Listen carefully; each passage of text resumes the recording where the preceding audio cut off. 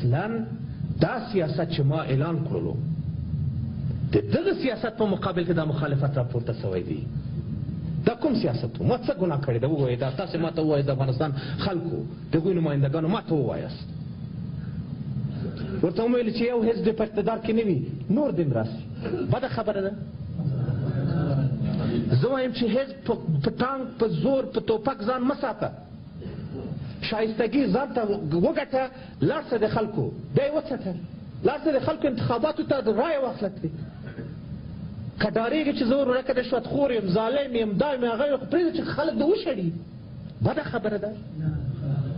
که زه ورته وایم چې دغه افغان چې تا شړلی دی توپ و ټانک او تفنګ په هغه باندې په زور باندې بهر د تا نه شاید ما نه دغه وطن پې زیات ګران وي په هغه افغانانو باندې.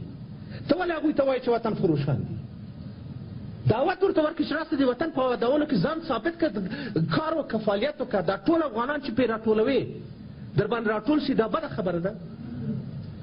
دا دښمنانو چې وغوښتل چې د افغانان تکه تکه پارچه پارچه کړي، او زه ورته وایم چې اشتي ملي او د اشتي ملي دپاره لوی خنډ موجود و چې ورکه شورویان موجود دي. ورته ومویل چې د خدای په امان درځئ چې بانه ورکه سي، چې دوی په غېږ کې سره ونیسو دا خپل افغانان، بیرته وحدت ملي منځته راځي، اتفاق ملي منځته راځي. دا بده خبره ده.